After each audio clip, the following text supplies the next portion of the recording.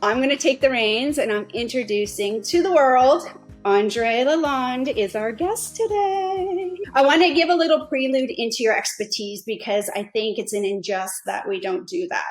Andre has an organizational sense that promotes balance on a scientific ground, a master's degree in sports science, specialization in kinesiology, sports, exercise therapy. You've attained your degree in naturopathic science at a doctorate level. You've studied bachelor's degree in nursing at the University of Montreal. Amongst elevating all of that in traditional Chinese medicine applications, massage therapy. It's funny, as we work with clients, they always say, well, who do you use? Who do you use? Because we tend to be picky. Me, maybe a little bit more picky than Katie. Chris, yeah. He's shaking his head, yes. That is your personality. I am definitely picky.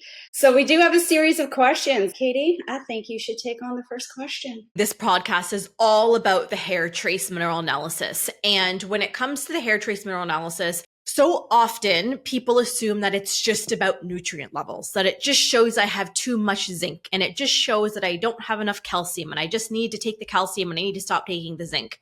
When in fact, a hair trace mineral analysis is so much deeper than that. So Andre, I would love for you to share, why does the HTMA interest you? As you said, it's more than minerals. I've been asked many times the question by therapists, by doctors, by nurses, by other of my colleagues. What is the difference between hair analysis and blood analysis?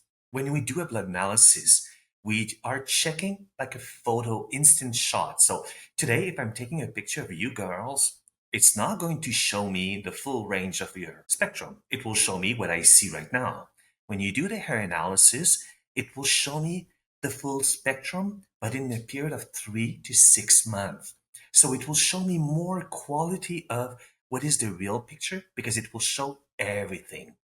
Not only that it will show the minerals, but it will show why the minerals are not being used or overused. What minerals are deficient in which one can become a heavy metal. So it just gives us a better, broader picture. This is why I love the hair analysis because it shows us bigger, longer, and a real picture of the client. I love that. And I completely agree is that it really gives that bigger picture. And you kind of alluded to this fact already, Andre, but a question we get all the time, whether it's client or on social media, is what's the difference between the screening applications between a traditional blood draw that you would get at your medical doctor and an HTMA?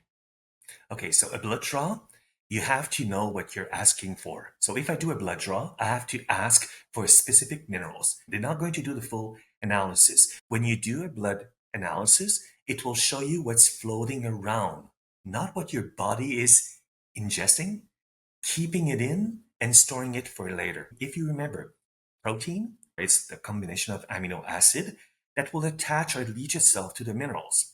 We know that our hair, it's made of protein. Most of the protein that we know will be peptides, collagen will be elastin, and the minerals can attach itself to that. So in the hair, it shows way much more.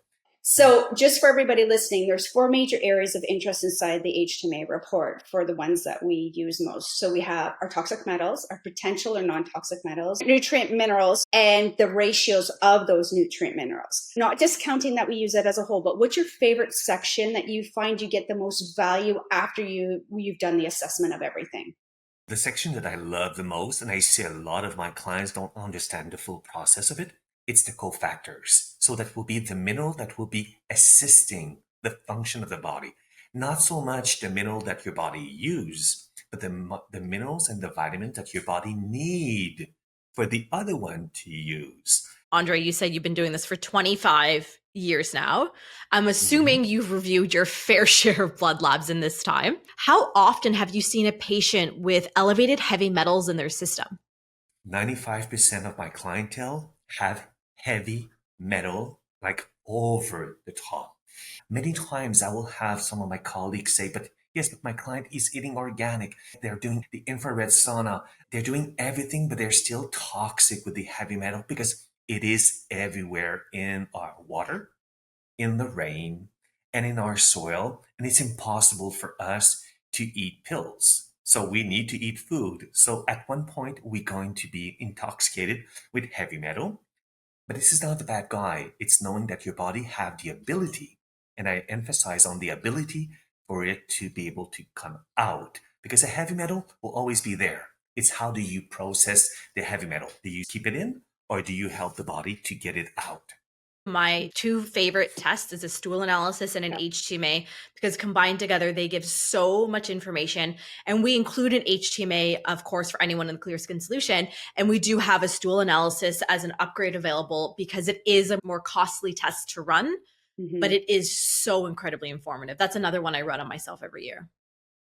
Applying the hair trace mineral analysis, fantastic, because often when we go through the clinical files and everything, or Andre, when we're doing that together, we look at things and we can see gut interplay. We can see the ratio of molybdenum and copper, or we can see the acidity, or we can see the oxidation rate so that we know, oh my gosh. And I know people are like, what does all that mean? Don't worry about it. When you hang with us, I will break it down for you. But all of these things contribute. And when people have acne, one of their things is they've been suffering forever. So is acne the primary issue the person is suffering from? Acne will be a symptom of something else. I know that we're focusing on symptoms, and this is how our industry and how we are based. So, acne, it's a symptom. Remember, it's not a disease. Yes, there is some disease that have the word acne in it, but does not mean acne, it's a disease. So do not focus on the symptom. Try to find the root cause of the symptom, and the symptom here, it's acne. Andre, I think you're just going to need to be our new mascot because that was perfect. And of course, doing what we do, we 150% agree that acne is just an external symptom of an internal disease that you have to get down to that root in order to resolve the symptom of acne.